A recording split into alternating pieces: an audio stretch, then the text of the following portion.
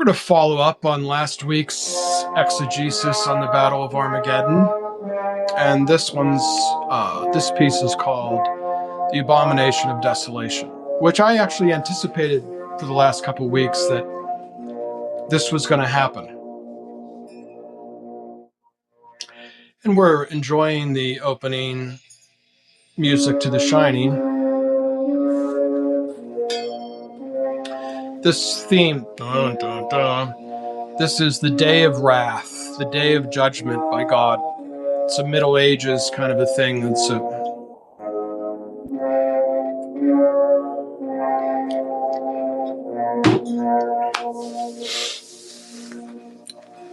And this is the screams and the wailing of the Indians and other people, brown people, unalived by America.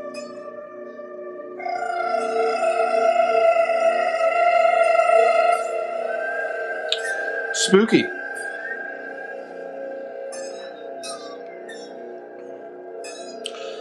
So for the first time in 1,000 years, the Church of the Holy Sepulcher is closed.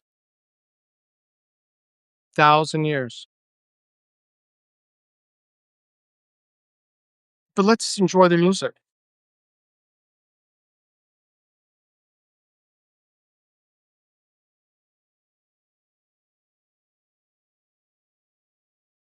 Okay, enough sarcasm.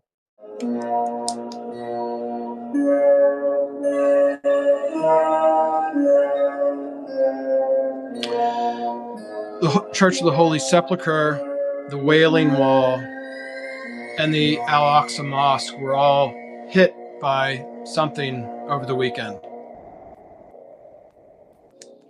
All three great Abrahamic traditions were all struck by falling things out of the sky.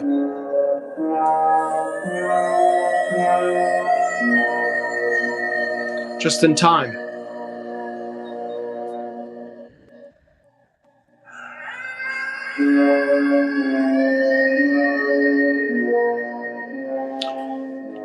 You know, I've been doing this for 5 years, and I don't think there's anything I've ever talked about that isn't in Stanley Kubrick somewhere.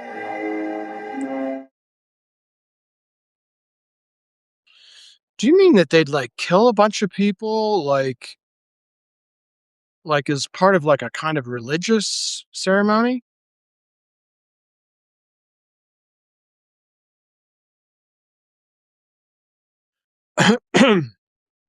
Okay, later on we'll talk about the missiles and the oil and the gas and all that stuff, but you have to understand that that's the mundane, earthly part of this. And as I've tried to describe on these things that I do on Sunday, the people that are running the show, they operate down here too, but they operate up here. They operate in a kind of inverted religious framework that you can clearly call the Antichrist or Dajjal. There's even another name for it in the Jewish tradition, which I can't remember at the moment. A lot of very committed Jews are absolutely terrified, and they should be by what they see. They know what's going on. By the way, there is no such thing as the Wailing Wall. The Wailing Wall.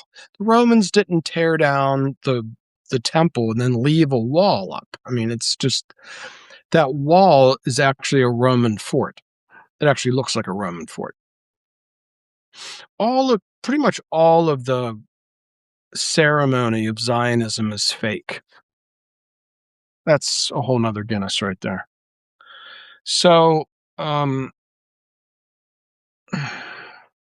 working with an iPhone, not one, but 2 iPads. So hold on to your hat. Okay, so if you've never heard this, let's just start with the big guy. Now, he had a problem with the FBI or something after 9/11, and he went away. But this is the guy on all things conspiracy theory. He's not Alex Jones. This is the real guy. And if you go watch his stuff, he was in the Navy. He was a radio operator. He's just sort of there's something weird about Alex Jones, Tucker.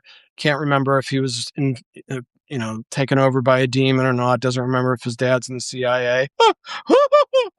And there's flannel shirt boy who just turns the wheel on all the silly anti-Semitic memes that have existed for the last 200 years.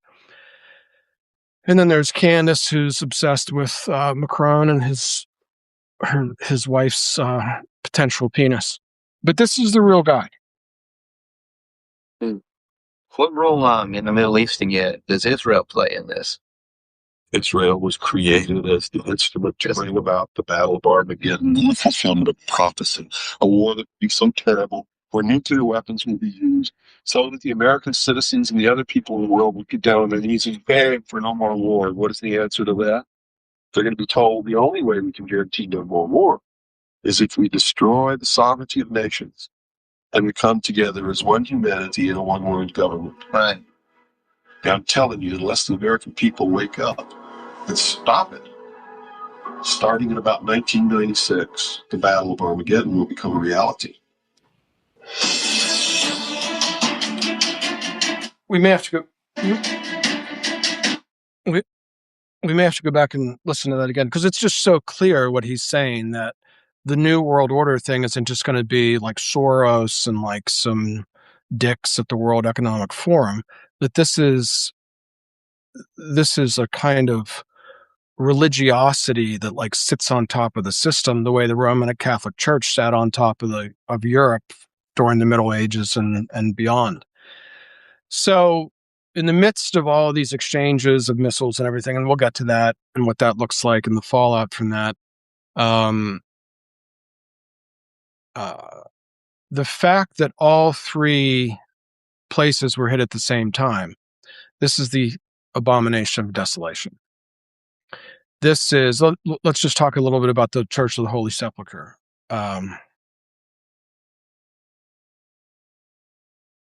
It's, as the name implies, it's where Christ was buried behind a stone. And then, of course, Magdalene was the first to, tradition has it, Magdalene was the first to find that the tomb was empty. Magdalene was the first to experience Christ after his death. And Magdalene, a woman,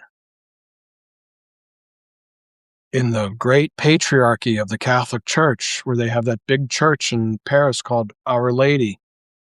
Yeah, not the patriarchy. We'll get to that later.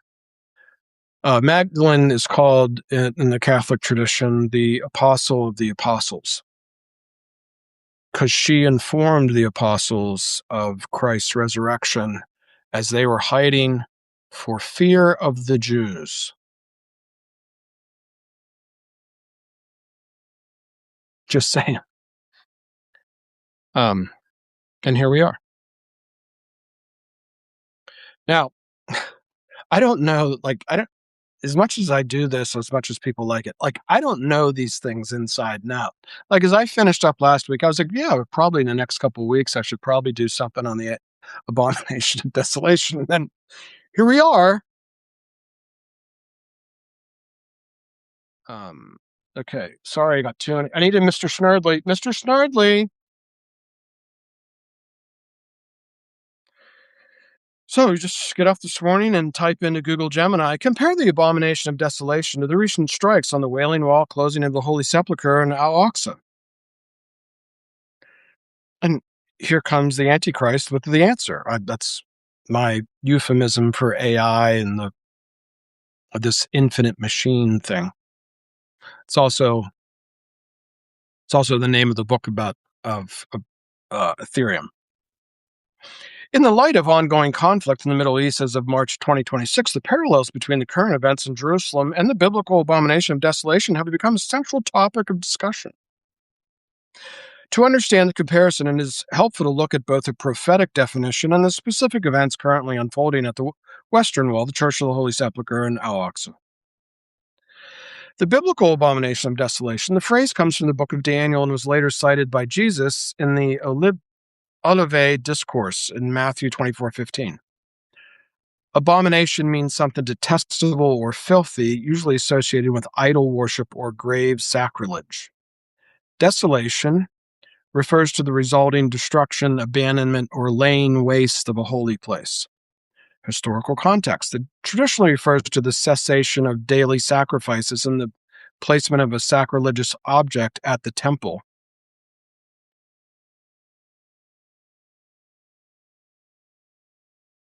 Remember the Pussy Riot?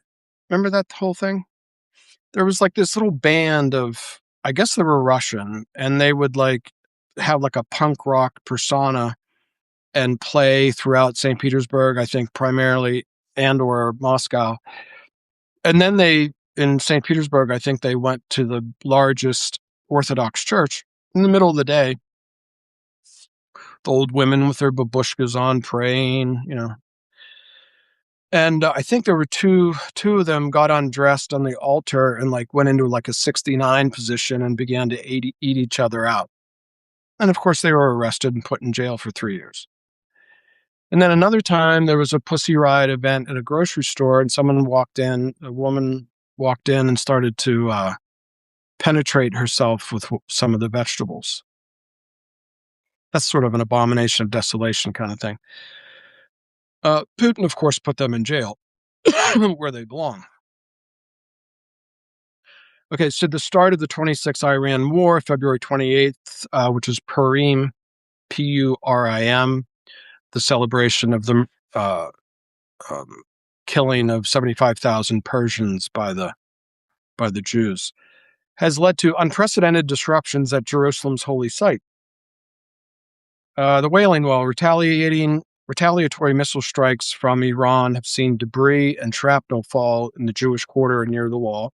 Significance: for the first time in modern history, the site has been closed to the public by military order for security. The Holy Sepulcher closed indefinitely since February 28th. This is the longest forced closure in living memory, halting Lenten and Eastern liturgies, including the Holy Fire, which is an Orthodox tradition of a miracle of a suspended flame. The Al-Aqsa Mosque, sealed off for over 20 days, worshippers were blocked off from entering from the end of Ramadan to the Eid al-Fitr, the end of Ramadan. The closure is being called a catastrophe by religious leaders as prayers have moved to the streets. Now, Jesus warned, when you see Jerusalem surrounded by armies, then know that its desolation is near. Luke 21:20.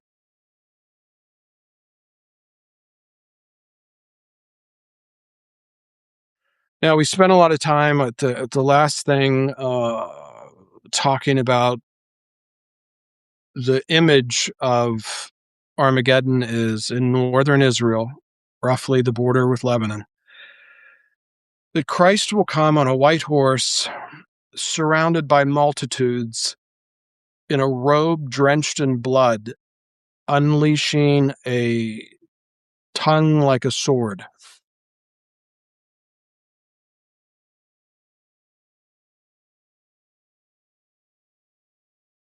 Now,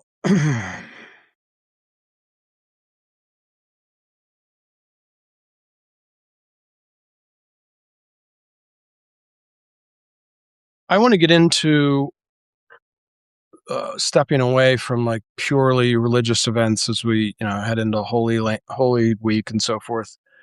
I think next week I'm going to do a piece. I'm like the Alexander Dugin of America. Like when I read Alexander Dugin, and you can go read him yourself, he's like Putin's brain, Putin's philosopher, Putin's this, Putin's that. And Americans, particularly leftists and feminists, hate Putin. They don't even know why. They don't know anything about Russia. They don't know anything about Putin, but they hate him. It's because he's so masculine. He's so traditionally masculine. He has, when he was younger, he was like James Bond, and he's sarcastic and brilliant and a powerful, powerful thinker. That's the part that I respect the most about him. Like right now, he's not really done much of anything. Russia and China are clearly helping Iran with radar and intelligence and technology. The scariest thing I've heard, I don't think Russia has nor will help them build a nuclear weapon. First of all, they don't really need one. If they needed one, they could just call Pakistan, right?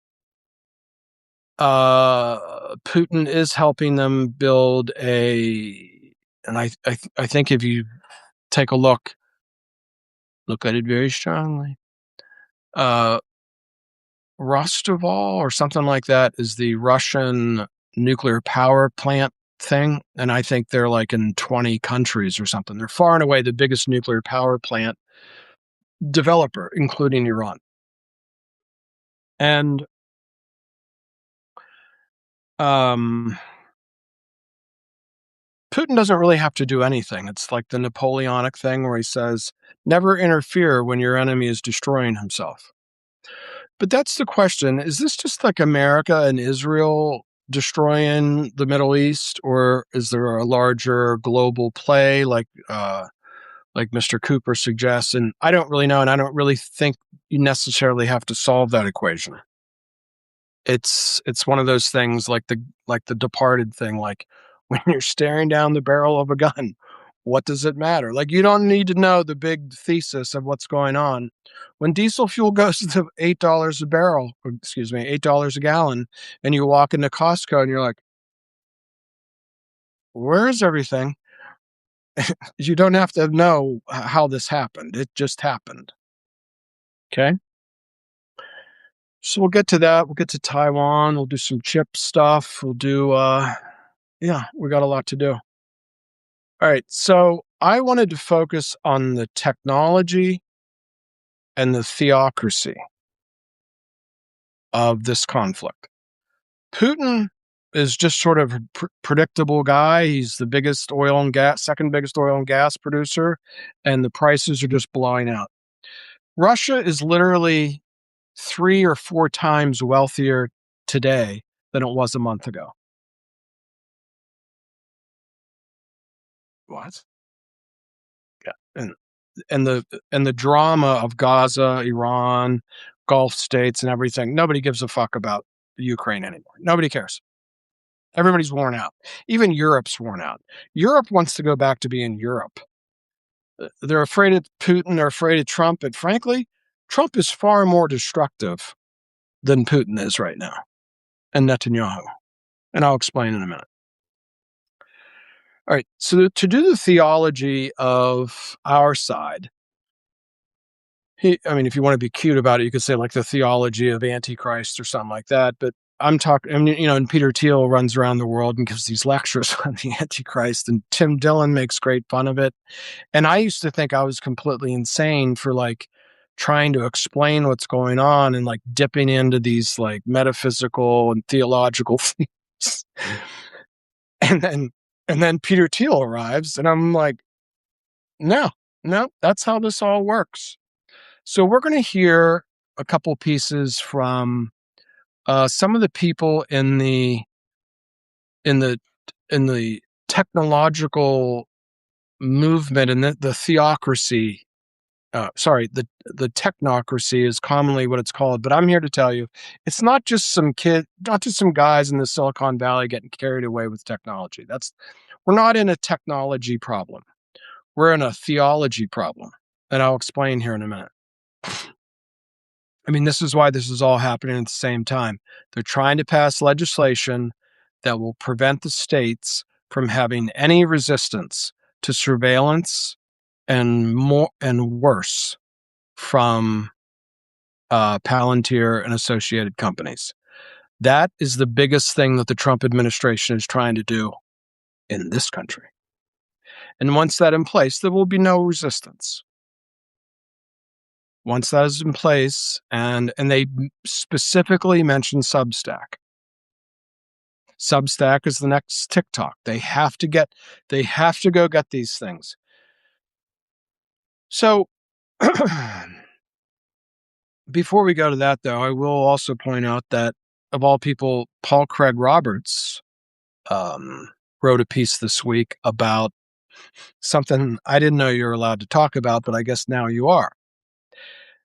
And, I used to get shut off on Sundays for like just saying something pretty minor about like, I don't know, the ADL or something. And then there's all these other people who are just perpetually anti-Semitic, who have 2.5 million followers all over social media. And I can't explain it to you, like why I get turned off in an instant and they don't. And just because you're paranoid doesn't mean you're wrong. But they're going to go after Substack next. They're going to go after free thought next. And it's because in 1982, Ronald Reagan signed something called the Education Act, which brought in the Noahide laws. Reagan, the evangelical movement, and the cult of Chabad Lubavitch under Rabbi Schneerson entered in what was forbidden in the first line of the Bill of Rights. They began to layer in the laws of Judaism as part of our political experience and our congressional record. And Paul Craig Roberts, the guy who won the Cold War, explains this as always in a perfectly written essay. The beginning of the problem that has led to the Abomination of Desolation started under Reagan, of course. Reagan is not a Christian to save his life. He could, like, there's nothing about Reagan. He's a great guy. He's fun. He's part of the Whore of Babylon culture, right? Sinatra and Hollywood and, the Gipper and, all that great stuff in the mid-20th century we all know and love in California. Conservative really doesn't have anything to do with Christianity. The word conservative in America is something else. And what I'm leading you to is it's a kind of new kind of Judaism. And with Trump, you get the Silicon Valley technology, which has always been leftist, right? Who's the big guy from Apple? Steve Jobs was a big hippie, and they all came out of doing acid and the Grateful Dead and that whole culture of the counterculture is where tech came from. Well, under Trump, that merged with the evangelicals, right? It's almost, how did that happen? Like, it is weird, isn't it? You can go like, how did everybody jump ship and merge into this thing where you see Trump and Melania, and then sitting beside Melania is Bill Gates, Mr. Depopulation himself, Mr. Tech Depopulation pandemic guy himself, sitting beside the guy that was going to save us from the deep state. How the fuck did that happen? It's because it's all the same thing. It's all Kabbalah. It's all Kabbalah. And even Nixon was like, what? And he's from California. He's like, what the fuck is that Bohemian Grove thing? Like, he hated it. He hated all that shit. I actually really like Nixon. But let's all calm down. I'm going to need a little bit of some juice here. See, this is why I need a Mr. Snurdly. I need a Mr. Snurdly. So,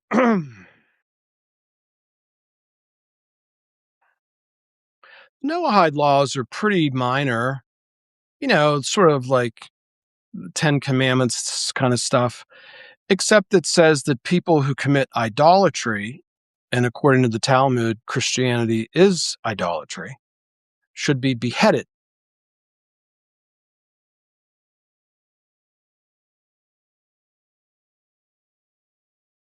Beheaded. The punishment in the Talmud for being a Christian is to be decapitated. See, I'm confused which iPad to go to next.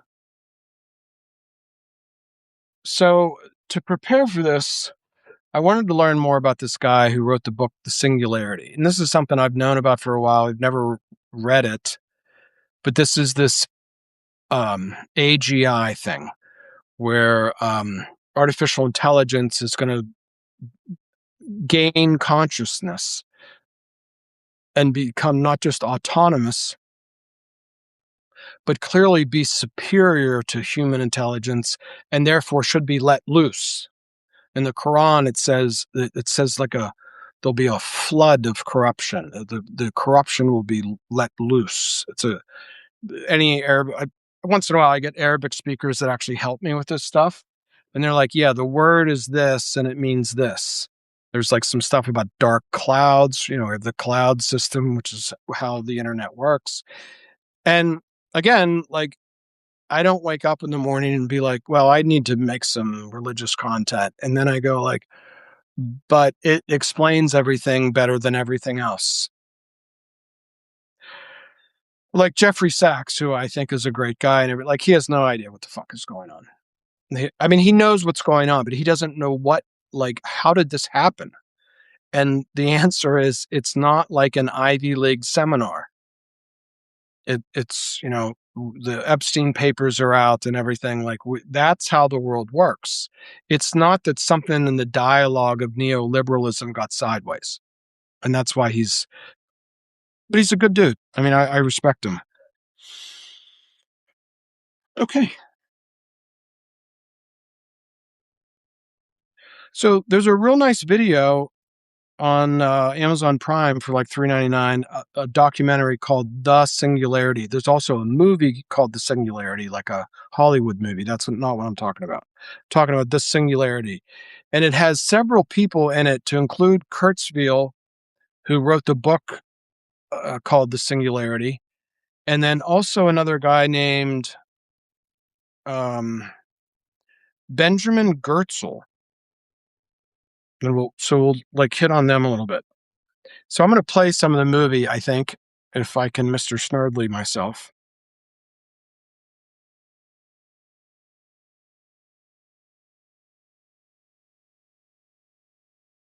Let's just do this. Where are we? 13 minutes. Let's just do this one first. 37. Richard Clarke is in this movie, the guy who was the head of the counterterrorism during 9/11. I don't know what the fuck he has to do with AGI, and why we have to listen to him. It makes me a little suspect of him. Okay, so this is the opening salvo in the chapter called Transhumanism. About this. The technical part, the machine part of our intelligence, that's growing at an exponential pace. So it won't be long, once we have the merger, it won't be long before the non-biological portion of our intelligence is really where the action is, where it's 99.99% of our intelligence. And the non-biological intelligence will, in fact, have modeled and simulated, what the biological portion. So even if that went away, you wouldn't even notice it. And so we will ultimately become predominantly non-biological, but it will start with this kind of merger. What is a computer and what is a human is going to get. Let's just calm down for a minute. If you're my age, I'm going to go back and play that same piece again. And you've heard me talk about people like this guy, Harari, the one that says we're just hackable animals and we'll just feed people, video games and opioids. That's what Andreessen also said. Just gut instinct to these people. These are disgusting people. Just your raw, visceral reaction to this would be like, fuck off. I don't want to hear that people are hackable animals. And this is why people like Karp talk about spraying people with fentanyl piss. Right? So Homo Deus, man God, this is clearly a religious thing. And the way they present it is, no, you religious people are in the world of superstition. We've moved beyond superstition. And we've moved into the world of the material of the chips and the machine and so forth is where the real action is. It's exponential. Okay. In another part of the movie, a gentleman explains that there are neurons, or billions and billions, with billions and billions and billions of multiple possible connections. And therefore, the billions times the billions, or billions cubed, or whatever it is trillions of connections. The greatest supercomputers in the world are not mathematically as powerful as your brain. That's why I used AI every day. It has no context of anything. It's literally like talking to somebody who's autistic who can tell you, you know, in 200 years what day it'll be. Like you go, what, you know, January 27th of 2137. And they go, that'll be a Tuesday. And you're like, what? And then you calculate it and they're right. But they can't make you a ham sandwich. You know, they can't find their way across town. I used to work with a guy who was autistic. He was like that. A lot of the work that I've done studying the energy space was done with someone who was just like that. He has Asperger's. You know, he could go read for 4 hours and come back and just recite it all to you perfectly. Every detail, everything down to the fraction, this, that. Like I have an encyclopedic knowledge, not encyclopedic, just, but a good research knowledge of the energy industry because of that. So I just want to play this again because what this really is not, it's not even religious. What he has just described, and I want to say this mainly to like the people that are conservative, white men, my age and older. I want you to listen to this again and see if you can't remember something back from, you know, before 1991 when the Soviet Union went down.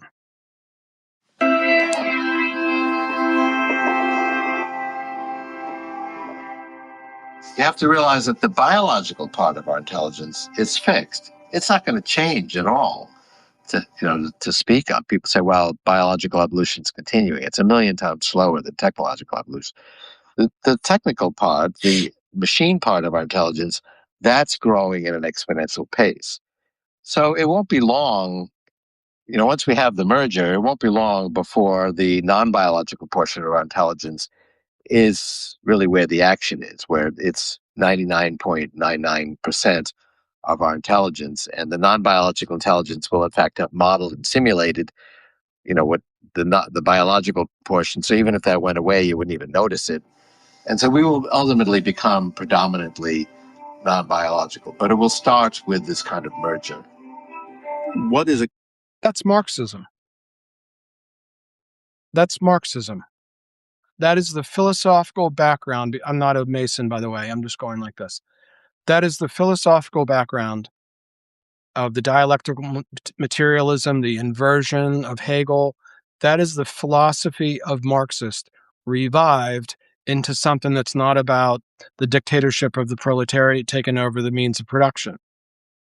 We are just turning that wheel back into this new thing.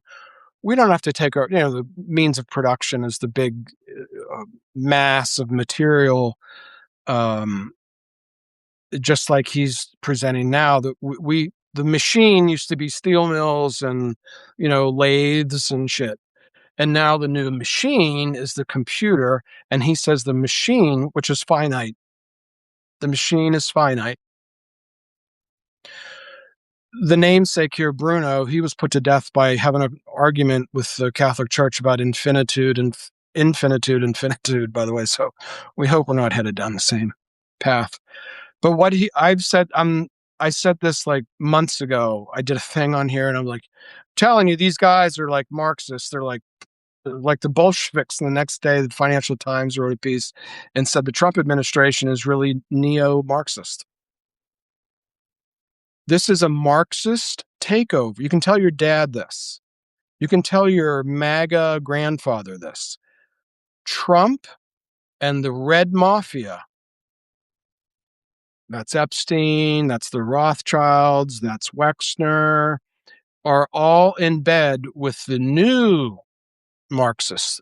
By the way, the Marxists were all funded by the bankers, European and Pennsylvania, European and American. In case you don't know that, you can go read Anthony Sutton. But or you can go watch The Shining, and there's this big bear giving head to this guy that in a tuxedo that looks like he just came out of Wall Street. That's the joke, is that the communists, the Marxists that took over Russia, really, in a way, work for Wall Street. I know. It's not easy. This isn't easy stuff, people. This isn't Tucker Carlson.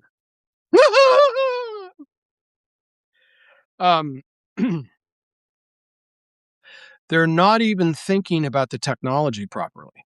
And through the last 6 months, all your favorite AI people are like, what are they doing with these large language models?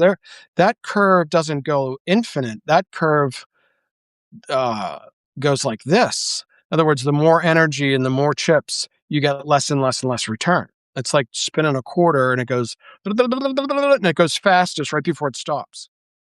That's why OpenAI is blowing up. They're building more and more and more and more chips and they're getting less and less out of it. And that's why it's consuming so much money. It's just like Marxism, isn't it? The more and more and more and more Marxism you try, the worse it gets. Until the Soviet Union and Poland are just a mass of alcoholism and industrial pollution and weapons manufacturing because the whole fucking thing doesn't work. That's what these people are doing. And they're going to lay in Palantir, not BMW, the other one. They're going to lay in Palantir as a kind of a checka, as a kind of secret police. These aren't even secret police that ride around in black vans with their face covered. The secret police will be in your iPhone. Secret police will be on Substack. The secret and Jonathan Green, I'm not making this up. Jonathan Greenblatt said this week, we'll have to do what we did to Hezbollah and just blow people up with their iPhones.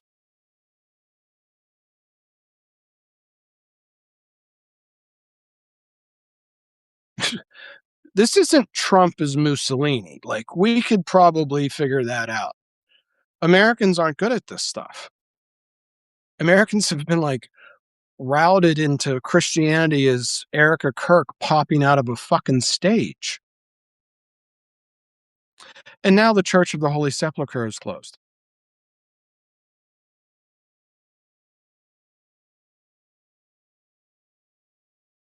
Now, the guy that really got me is this guy. They did a piece here where I guess there's some worm that only has 3 neurons, and they tried to mimic it, figuring like they could make enough chips to make like a worm with 3 neurons, and they still can't model the 3 neuron worm, let alone trillions and trillions, right? This is why I like to say they're never going to recreate with AI John and Paul in a hotel room with a joint trying to write the next song, 2 guys that lost their mom when they were in their mid-teens. There's no AI ever going to recreate that. 300 songs in 8 years. That's not how it works. But my point is, these people are going to beat this down your fucking throat whether you want it or not, just like they did in Russia. Just like they did in Germany, too. That's why the other guy from Austria came with the funny mustache. And there's nobody in the system going to do anything about this. It's, Bernie Sanders wants $27. Elizabeth Warren is very concerned. Rand Paul goes into his Mickey Mouse libertarian bullshit. There's no one in the system who Paul Craig Roberts is like fucking like St. Augustine. Paul Craig Roberts used to be the editor of the editorial page in the Wall Street Journal. And since the war on terror started and now Murdoch took control of Wall Street Journal, he says they won't even publish my work. And he says, I have more followers on the internet than they do. That's how far off the rails America's gone since 9/11. There's a couple German guys on here, and there's a Scottish guy. They all make sense to me, but here he is again. Here's Kurzweil again. Intelligence. The core of our intelligence is our ability to recognize patterns, and machines still can't do as good a job as people can. But machines are actually gaining on that. They actually can now tell the difference between a dog and a cat pretty well, and right. They're gaining in more and more of these pattern recognition tasks. In fact, if all the AI programs in the world were to stop tomorrow, our economic infrastructure would grind to a halt. You couldn't get money from your bank. All transportation would stop. That wasn't true a decade ago. So we've actually made a major leap. I think the idea of the singularity is really a very intriguing idea that has something going for it. I don't think it's just around the corner in the way that some people think it is, because I think the progress of artificial intelligence to date and still currently is very slow. But I don't see why we shouldn't get to the point eventually when we have AI systems that are as smart as we are, and then a day later, we're going to have an AI system that's a little bit smarter than we are. It's going to be a little bit better than us at producing AI systems. So then the day after, you got a smarter AI, and on you go from there. I see the arguments, the singularity arguments here for a complex feedback process. I find them really quite compelling. We should expect something like this to happen.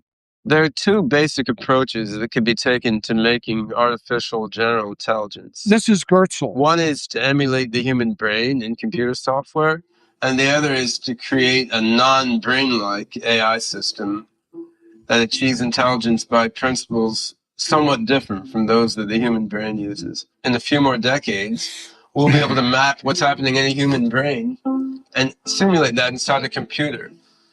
This is going to lead to a lot of amazing scientific advances very quickly. So I would argue that once you get a good emulation of a human brain, you're going to get all kinds of non-human AI systems as well. And basically the singularity is near.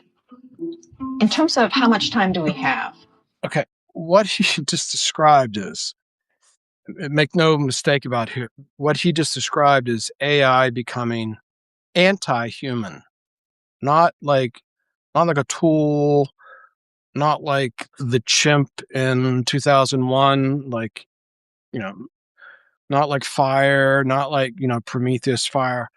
But the real problem is us Americans, us humans are holding this back. What we really need is to let the machine run off by itself. And it was just announced that NVIDIA and Palantir now have an autonomous killing system. You can just turn on and aim at anything you want, and it'll start killing people. We'll get to that later when we talk about Iran and the Middle East.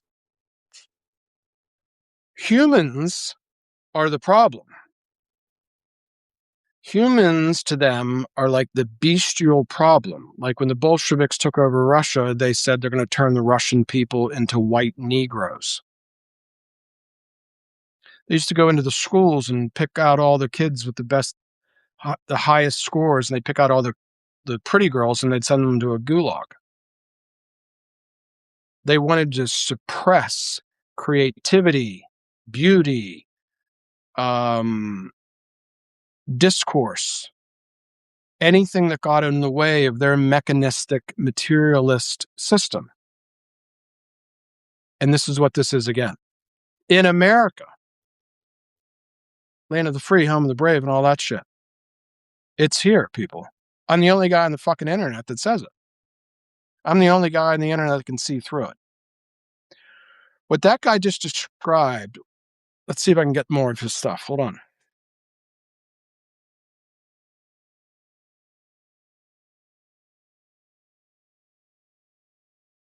Are, I forget whether they're on par with a banana slug or a cricket nowadays, but they're not very fast in comparison with brains. And then there's the question of artificial. If we're trying to build something that's artificial, we're kind of doing ourselves to failure just from the premise. We should look at how intelligence works and translate that directly into computers and make real intelligence. This is something that we've had limited success at so far, in the sense that we've managed only to build systems that solve very narrow goals, play chess, drive cars, diagnose diseases. We've not yet built any kind of tool, be it a computer program or a hardware system or a vat full of chemicals. We've not yet built any kind of artificial system that can achieve a variety of complex goals in a variety of environments. But a number of us who are AI researchers are coming to believe that this may change in the relatively near future. And we're nearing the day when we may be able to create artificial intelligence with a kind of generality of goal-achieving behavior that we now see only in humans.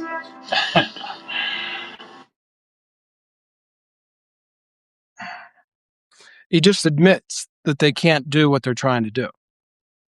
Right? Because you can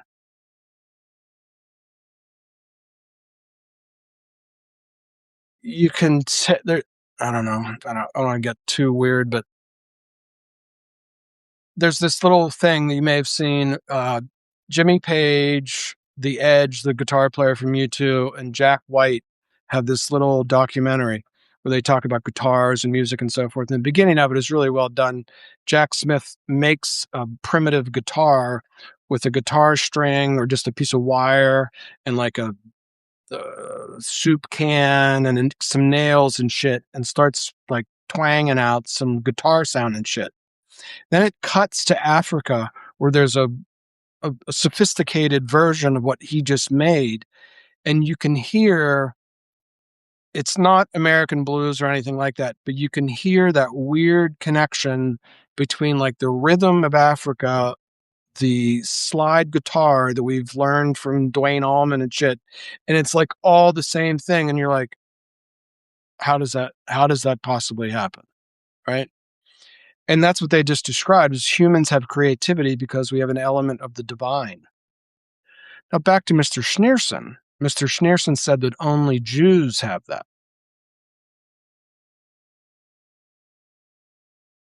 And the Gentiles are like beasts. And what this weirdo who's smoked way too much weed, you can hear it in his, dude, man, like we could probably just get off like the machine, just let it take over, you know? So this guy's name's Gertzel.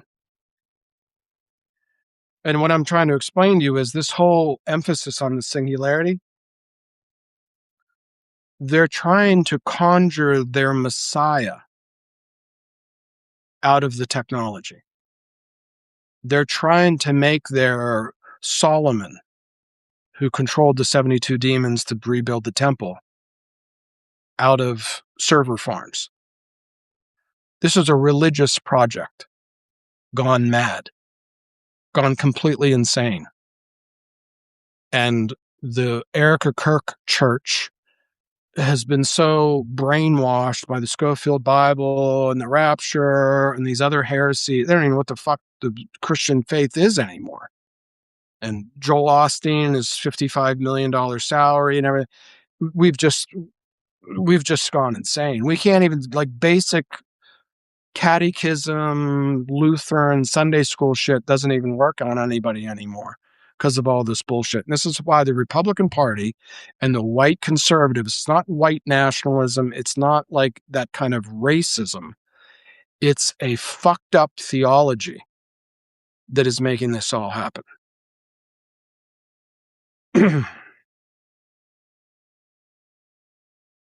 This is why you remember that thing, that original sin thing? Like, remember that? And for the first time in 1,000 years, the Church of the Holy Sepulcher is closed. Now, you may or may not know that the Church of the Holy Sepulcher was taken control of by the Muslim ruler of Jerusalem. And for the last 800 years, it's been controlled by one Muslim family and made open to any Christian that came, Maronites, Orthodox, Catholics, Protestants, whatever. Whoever shows up and acts right, he literally goes up and turns the key and opens the door every morning.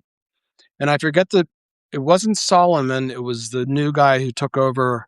Solomon is Suleiman, I think you say, is the guy that beat Richard the Lionheart, and they became sort of like idolized each other through the process.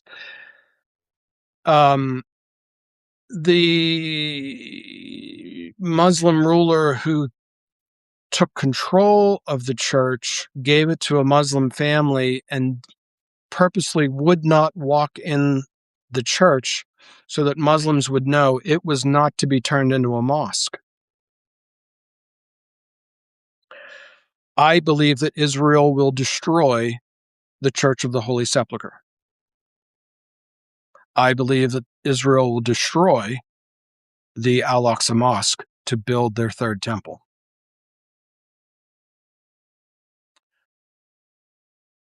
Schneerson and the Talmud say that Christianity is idolatry, and the punishment for idolatry is decapitation.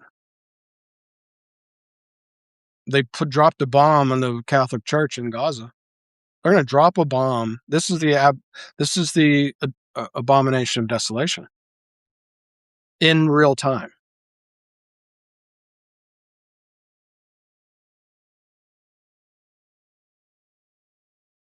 No, not that Gertzel.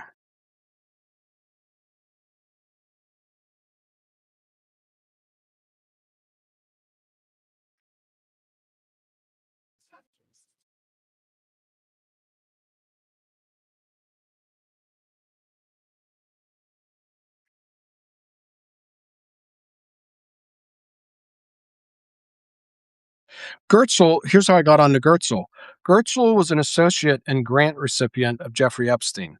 He received a $100,000 grant from the Jeffrey Epstein Foundation for artificial general intelligence research in 2001.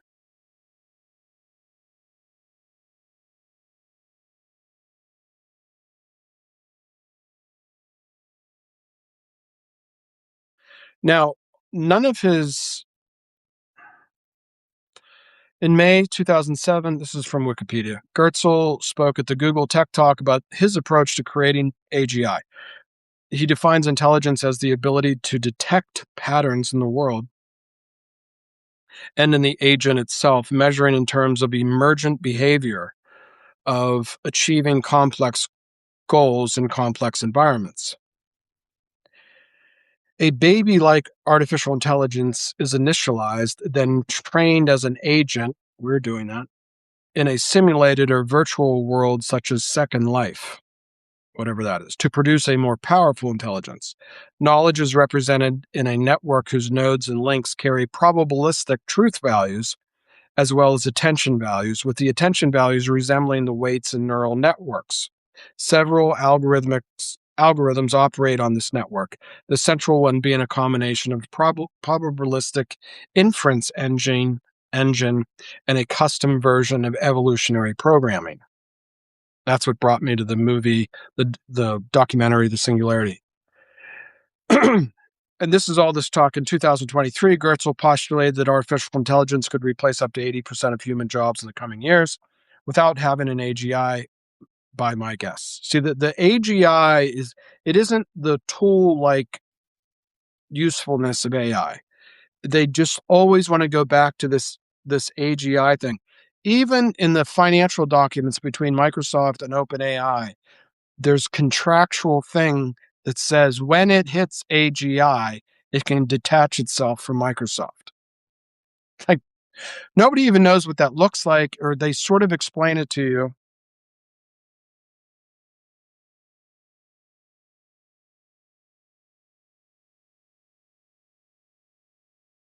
Now,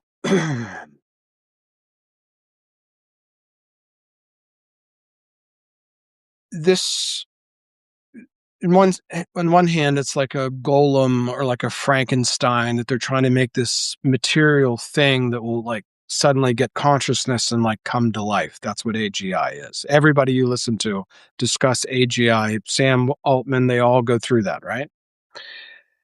And that intelligence is pattern recognition. Again, back to our John and Paul, hotel room exercise and writing a song. By the way, every time they sat down to write a song, they finished the song. That was part of their process, you complete the project in some reasonable amount of time. It doesn't take 3 years to write, Dark Side of the Moon or something like that. They were just like but so their idea of intelligence is pattern recognition. Well, John and Paul didn't recognize patterns, they created them, right? Eric Clapton didn't recognize patterns, he created new patterns that nobody had ever heard before. And in preparing for this, I was going to play Bach, and then I decided to play The Shining. Think about how much music Bach had access to. I don't know, 20, 30 composers? Probably a very, very limited library of music. How did Bach make like just reams of music that even like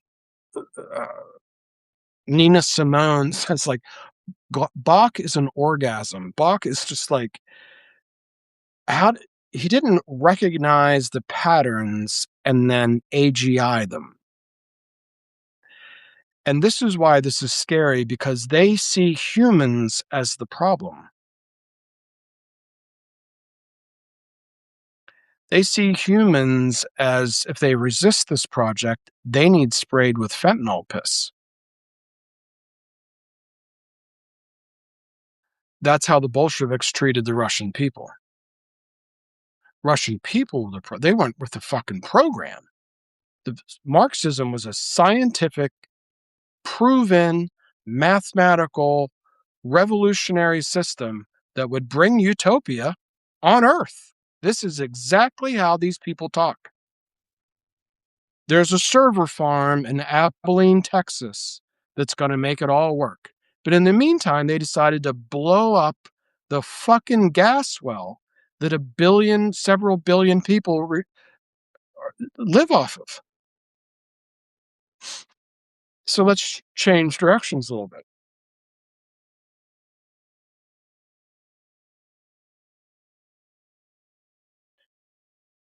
Maybe just one more. Just one more.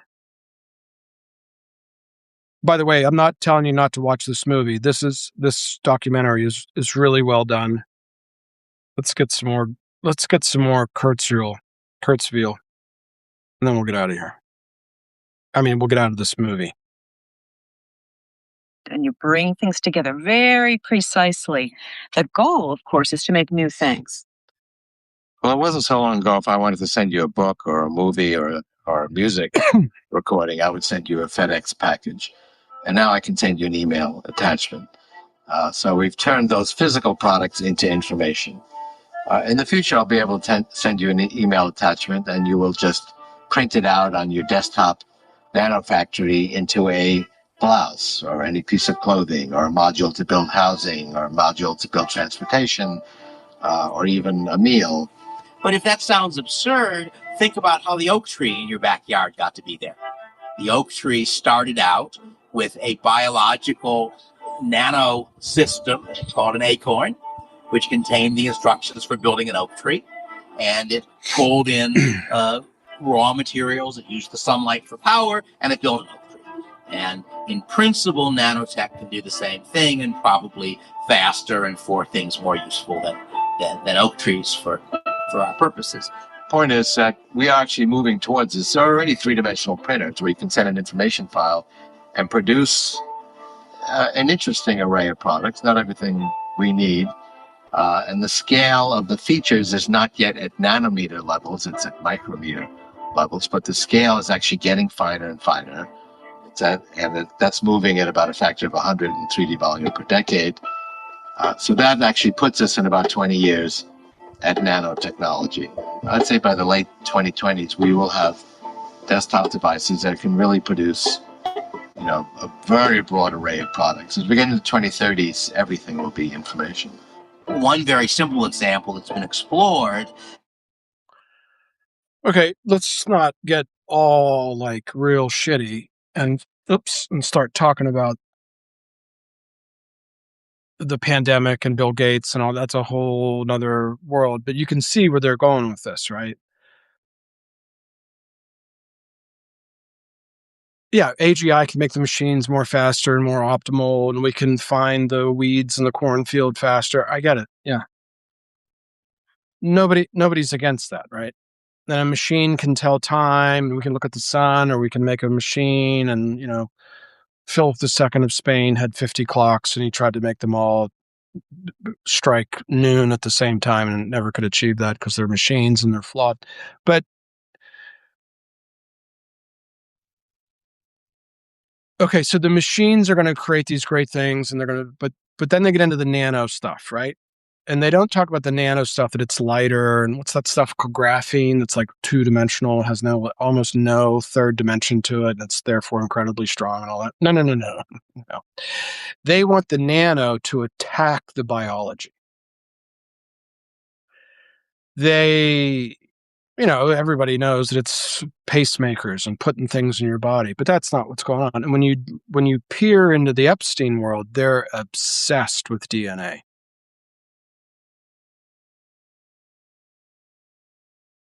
A 100 million people died in the 20th century because of Marxism, either the Marxists or the counter-Marxist fascists. These people are like the Rolling Stones joke during COVID that Bill Gates is in my blood. Bill Gates is in your blood. They just had a court case in the Netherlands. These people are obsessed with DNA. Again, that connects to the seed of Abraham thing. This weird obsession with genetics. Not racism genetics. Controlling genetics. Controlling the very foundations of life. Godlike control. This is a theological problem, people.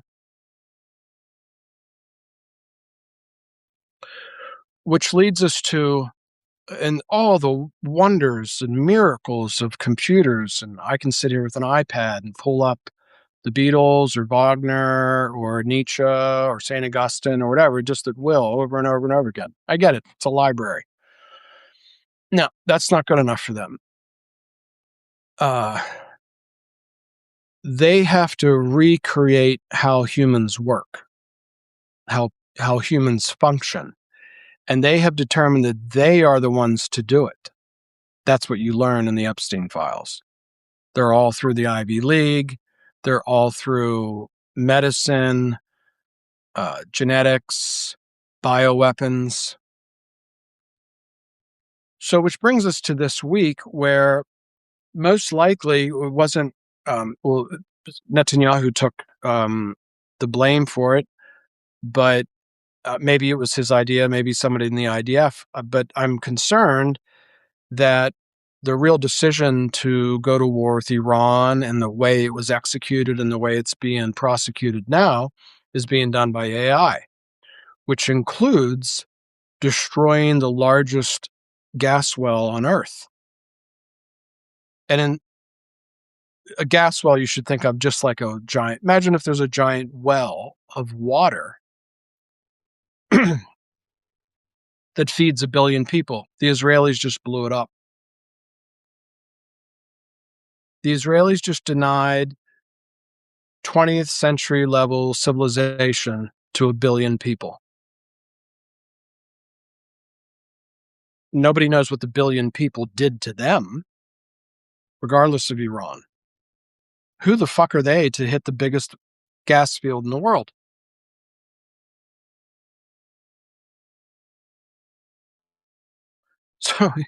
So Iran says, oh, well, two can play at that game.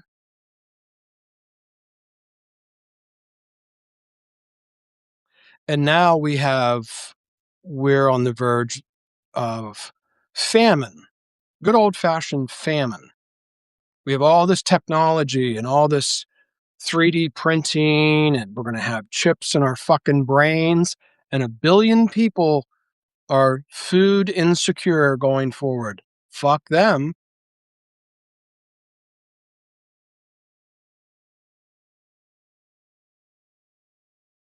The Western world is completely it has abandoned all of the things that it was. Tucker Carlson, Joel Osteen, fucking Rand Paul can all get fucked. They're not conservatives. They are as much a part of this program as Netanyahu. And we're not going to push this thing in the right direction by focusing on fucking LGBTQ bullshit. And we're just lost. America is completely led around by the nose like a bull, like a golem, like a big out of control unconditional surrender. We looked at it very strongly. If Iran attacks it again, we're gonna blow up even more. We're gonna blow up all the new thing of the last 48 hours is Trump's gonna blow up all the power plants in Iran. Nobody's gonna see anything like it. And Christ said, like, I even say this almost like a joke. Christ said, yeah, when the armies surround Jerusalem, that's when the abomination of desolation will happen. Now, it could be that the Illuminati thing is following that script. That makes sense too. But again, when you're looking down the barrel of a gun, what does it matter? Because it's happening. And they're going to desolate Iran, and Iran is going to desolate the Middle East.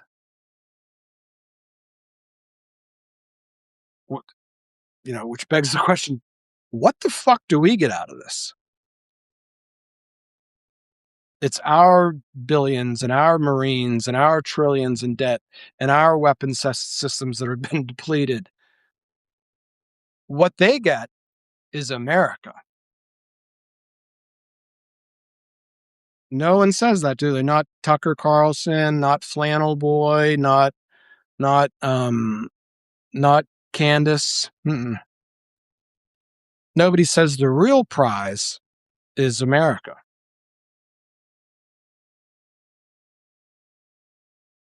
They'll not only decide who says what on Substack, they'll decide who says anything at all, who lives and dies, who breeds, what happens to their DNA, and anything else, because it's all being turned over to the machine. So let's shift gears a little bit. Let's talk about the other theocracy, Iran. Now,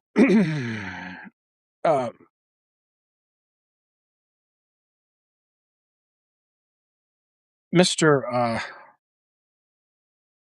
Alexander Dugin, Putin's philosopher, he's a little bit ahead of me on a lot of matters. But I know I can follow his thinking because we've read the same books.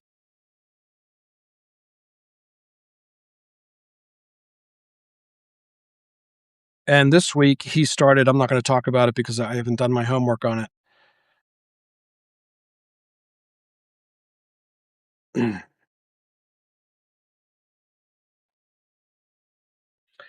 But he started to talk about the theology of the Ayatollahs, the mullahs, the regime, like everything in American media is regimes. We're the biggest fucking fake Epstein regime on the fucking earth. Nobody even knows who runs America. And what we're getting at is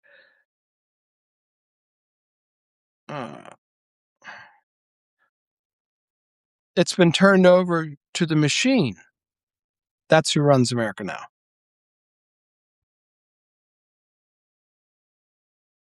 Let's see if this is what I'm thinking of. Sorry. Mr. Schnerdley.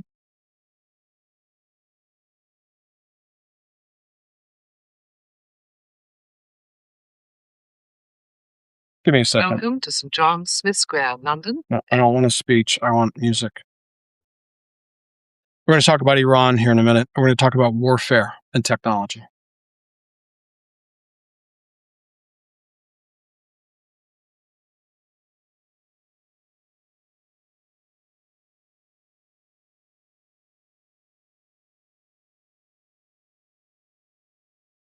Okay, that's a piano. We don't want a piano. We were looking for violin. Sorry.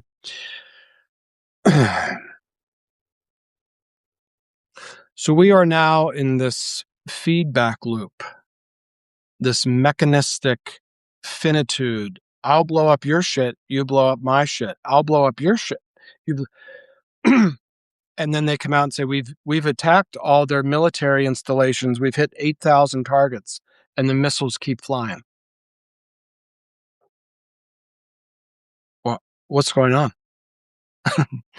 It's called you're Jack with your axe chasing Danny through the maze, is what it is. And the deeper you go into the maze, the more likely you're going to freeze to death. And Trump and Netanyahu are like, just look at them scramble. We're going to we've already won.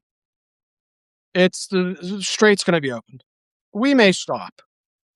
We're talking to Japan. We have 25 signature. They have nothing, people. They have fucking nothing other than a nuclear weapon. And that might be where this is headed. That might be the real story. I hate to ruin this for you, but the real images of the Battle of Armageddon is a flash in the sky that can be seen by almost all the Earth. It's almost exactly a nuclear weapon.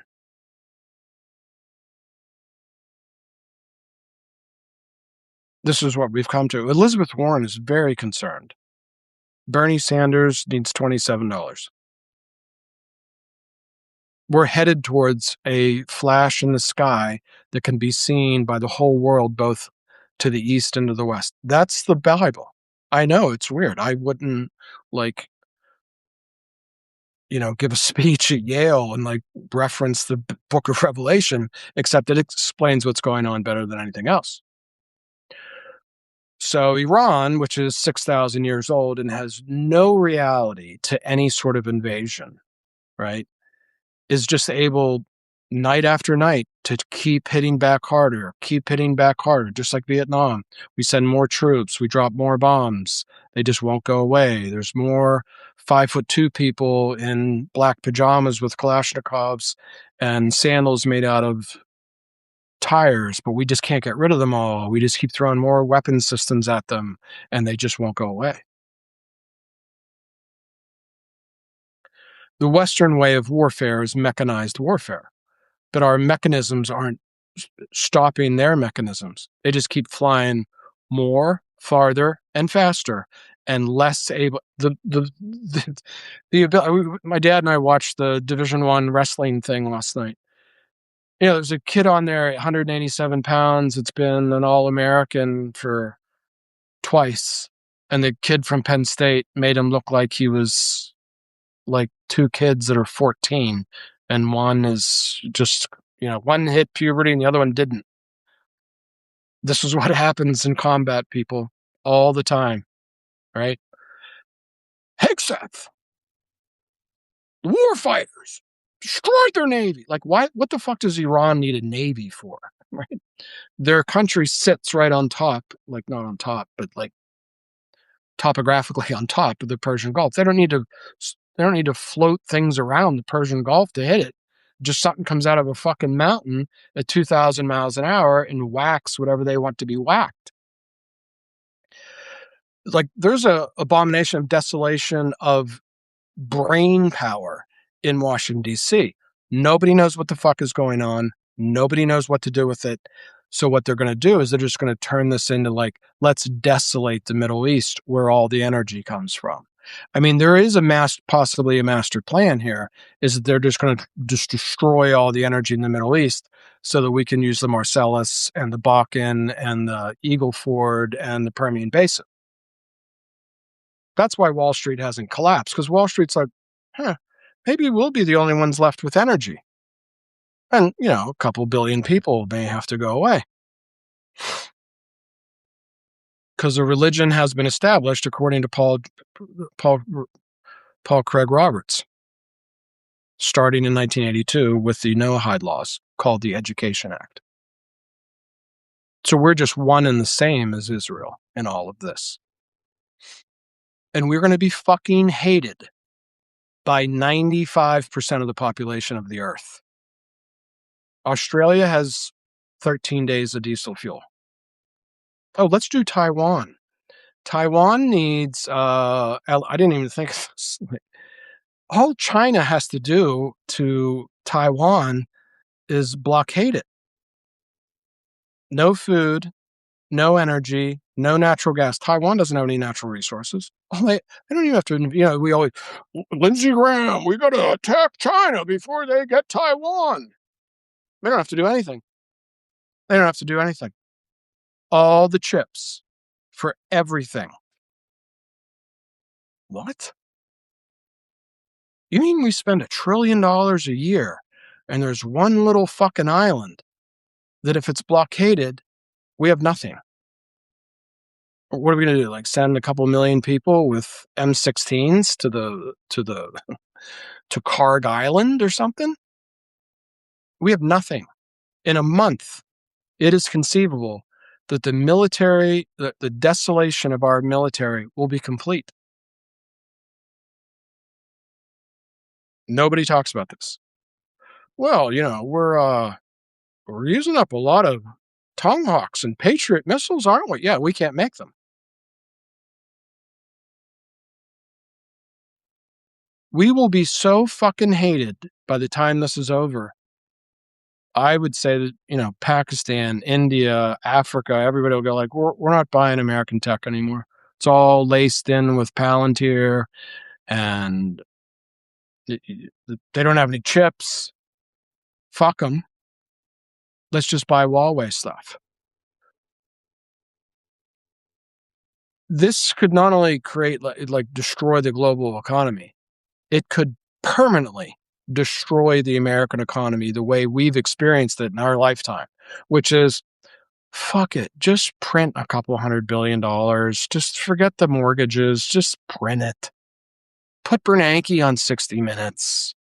We're just going to print it. We don't need all those engineers and shit. Just print.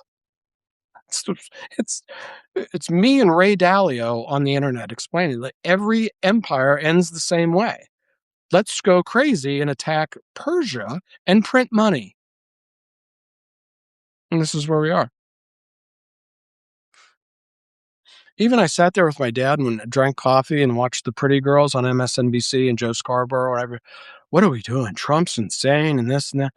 By the end of the thing, in 3 minutes, but we have to make sure we win this thing.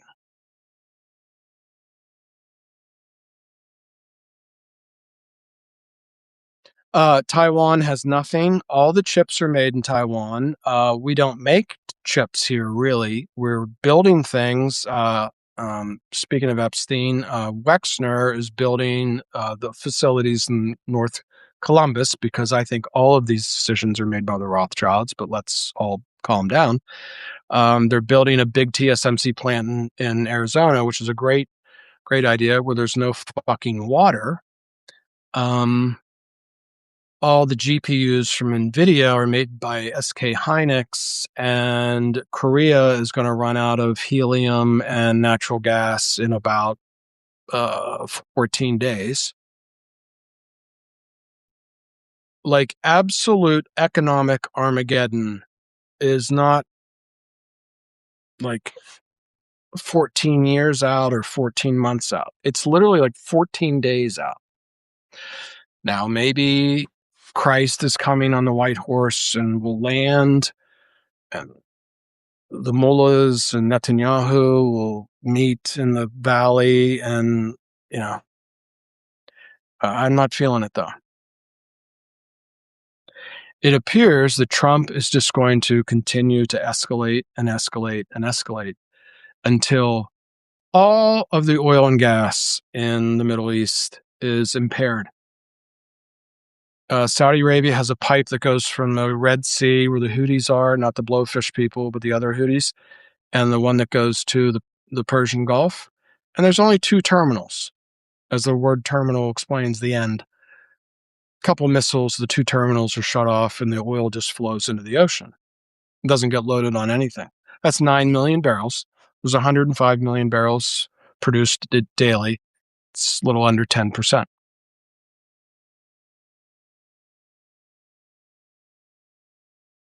This is a religious problem. These are people who have abandoned their religion. They're trying to conjure up their Messiah. I can remember being in New York City and seeing the bumper stickers, "Messiah is coming." And it'd have a picture of Schneerson's head on it. Schneerson is a Jewish eschatological cult leader who meets with everybody: Bill Gates, Netanyahu, all of them. Reagan signs, who believes that Jews have a divine soul and the rest of us have. So if the rest of us have bestial souls, who cares if a couple billion people, go out? And no American Christians are going to do anything about this. No self-respecting evangelical is going to get on TV and say this is all insane. No. No, nobody at the country club is going to say a fucking word. I don't even see any wealthy billionaire Jews saying anything. Frankly, the Catholic Church is a little behind the ball too. Everybody's very concerned that 1 billion people are going to lose their food and energy. We're very concerned. Are you concerned?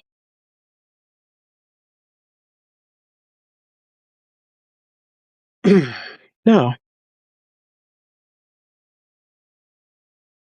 Let's get back to. I made this with AI. It was fun. This is a front page of something I made with Manus because I learned this week that we don't put 3% of the corn crop into ethanol. We put 33% of the corn crop in ethanol. We put 30 million acres of corn in our fucking SUVs.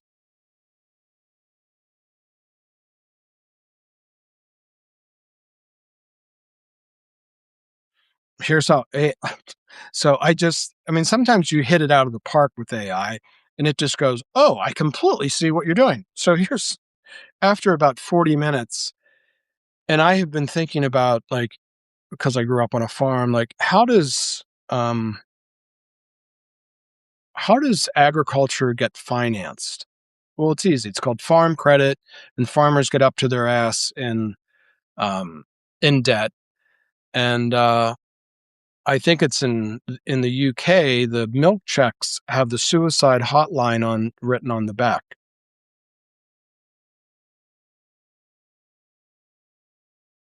Three converging crises create one extraordinary opportunity.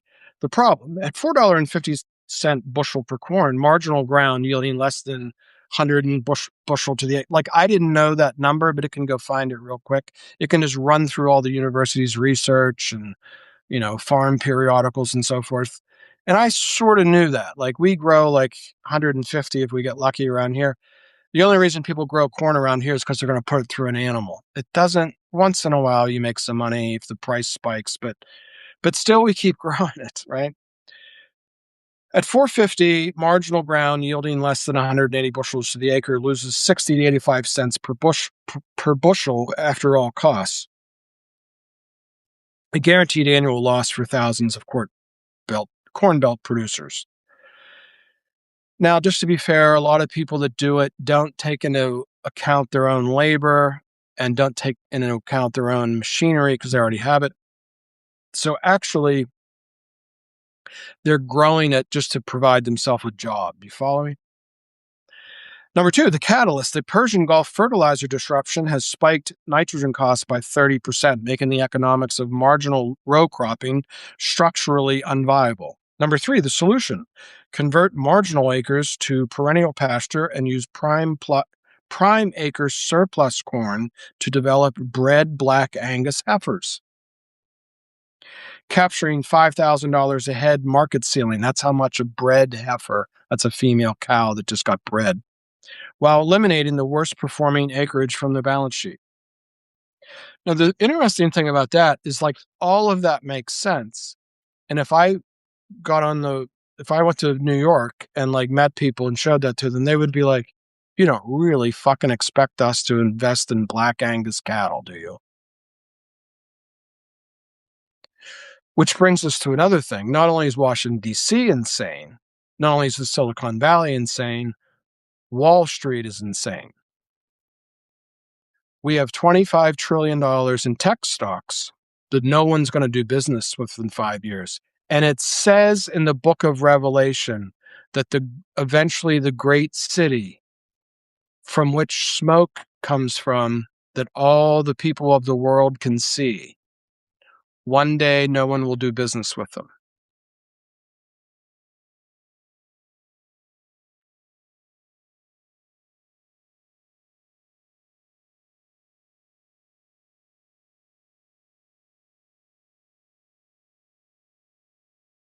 So in conclusion,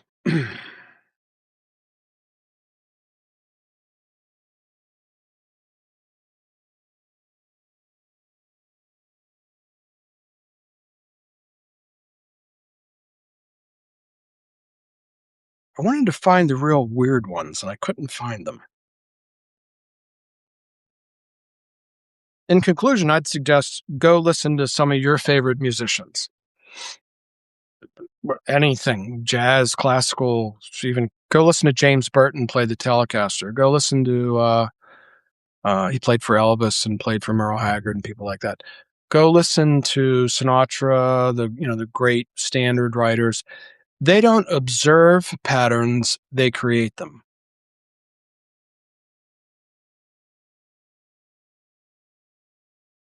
Humans and all the great religions touch upon this,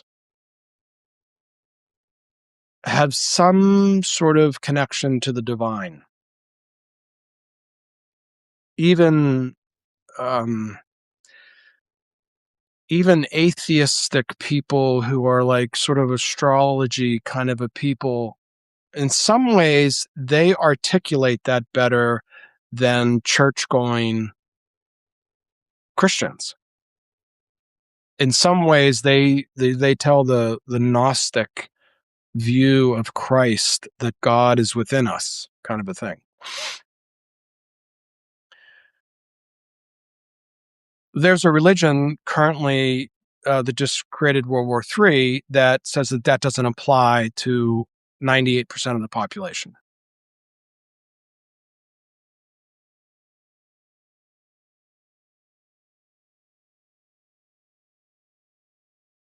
And you don't really want to hear about DiGiorno wood-fired pizza. We want to hear about Bach.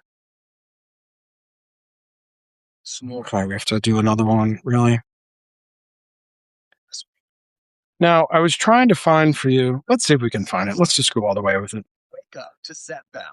The Bach, prescription medicine that improves life. Partita number 2, D minor. D minor, we looked at it very strongly. It's a very strong partita. Nobody's ever heard anything like it.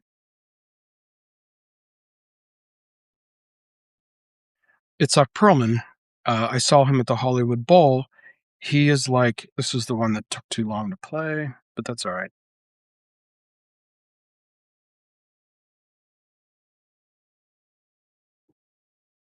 I think I'm right about this. Let's see.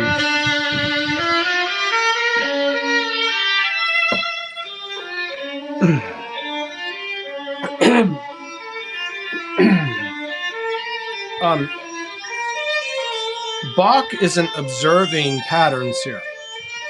Bach's wife just died.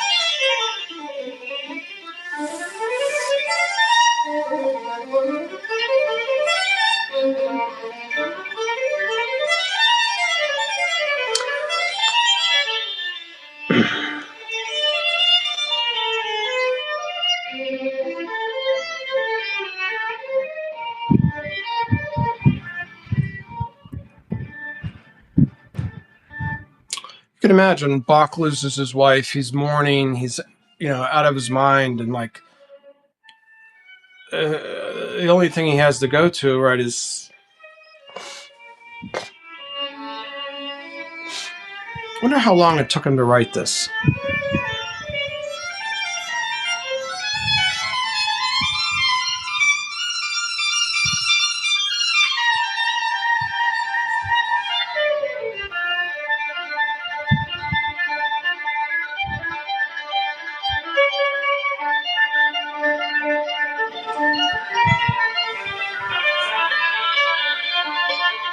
I'm jumping around on purpose because there's...